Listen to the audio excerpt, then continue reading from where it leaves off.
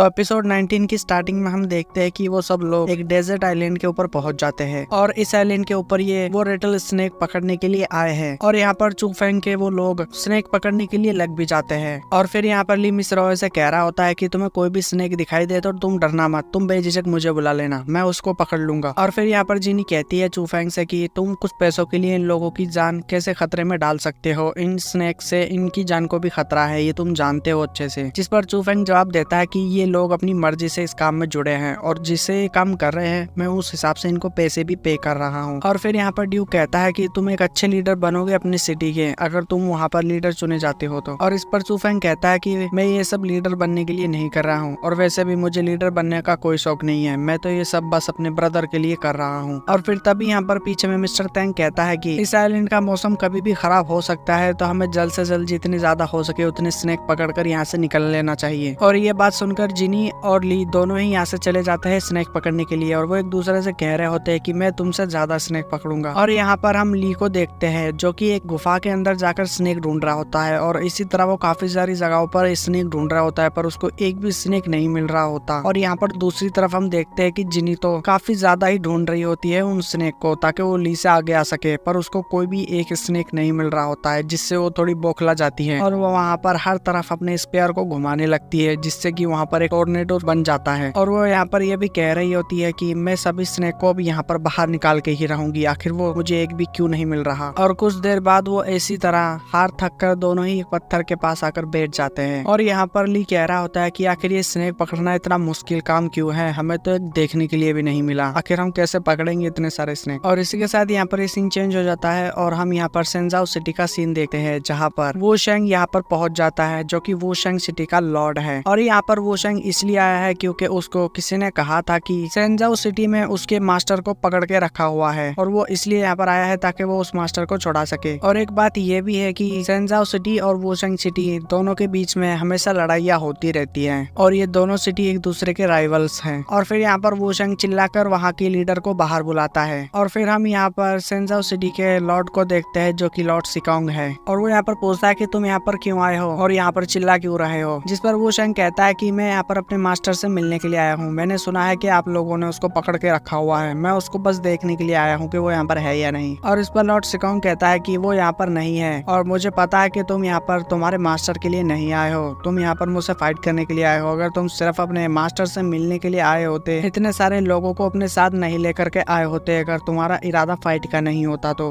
अपनी बकवास बंद करो, अगर लड़ना है तो आ जाओ सीधे ही। और फिर यहाँ पर वो शेंग के काफी सारे चमचे पहुंच जाते हैं लॉर्ड सिकांग से फाइट करने के लिए। तभी यहाँ पर लॉर्ड सिकांग कहता है कि मैं तुमसे फाइट तो करूंगा पर यहाँ पर नहीं, कहीं और चलकर फाइट करते हैं, मैं नहीं चाहता कि हमारी लड़ाई में मेरे शहर को कोई नुकसान हो। और इतना कहने के साथ ही यहाँ पर ये लोग दूसरी जगह पर चले जाते हैं फाइट करने के लिए। और यहाँ पर पीछे में वो शेंग का सामना करने के लिए सेंजाओ सिटी का एक डिसाइपल आ जाता है उससे फाइट करने के लिए। और ये बंदा वो जो निचली रैंकिंग का लिस्ट निकली थी उसके अंदर 8 नंबर पर आया था। और यहाँ पर वो शेंग उस बंदे को समझाने की कोशिश करता है कि मैं यहाँ पर लड़ाई करने के लिए नहीं आया हूँ, मैं तो बस यहाँ पर अपने मास्टर से मिलने के लिए आया हूँ, तो तुम अपने लॉर्ड को जरा समझाओ, फाइट करने की कोई जरूरत नहीं है। और इस पर वो डिसाइपल कहता है कि तुम इतने अच्छे बनने की कोशिश क्यों कर रहे हो, तुम्हें मालूम है कि हम दोनों की सिटी एक दूसरे की राइवल है। और दूसरी बात की अगर यहाँ पर तुम्हारा मास्टर हुआ भी तो हम उसको नहीं छोड़ सकते क्योंकि उसने जिनी के ऊपर अटैक करने की कोशिश की थी, तो इसकी सजा तो उसको मिलकर ही रहेगी। और ये बात सुनकर यहाँ पर वो शेंग अपने वेपन को एक्टिव कर देता है जिसके अंदर काफी सारी स्वाड होती है और फिर वो वहाँ पर उस डिसाइपल से फाइट करने लगता है अपनी स्वाड से। पर यहाँ पर जो डिसाइपल है ये भी काफी दमदार होता है उसके सभी स्वाड का। और फिर इसी तरह यहाँ पर फाइट करते हुए वो शेंग की एक स्वाड उस डिसाइपल की छाती में घुस जाती है और इस अटैक से यहाँ पर ये डिसाइपल काफी ज्यादा कमजोर हो जाता है। और ऐसा देखकर यहाँ पर वो शेंग उसको कह रहा होता है कि तुम काफी अच्छा लड़े, मैं मान गया तुम्हें, पर अब मुझे इस लड़ाई को खत्म करना होगा। और इस बात के साथ ही ये एपिसोड यहाँ पर एंड हो जाता है। तो आई होप कि आपको आज का ये वीडियो अच्छा लगा होगा और अगर अच्छा लगा है तो इस वीडियो को एक लाइक कर देना और चैनल को भी सब्सक्राइब कर लेना इसका आगे का एपिसोड देखने के लिए। तो मिलते हैं किसी और वीडियो में, तब तक के लिए बाय, थैंक्स फॉर वॉचिंग।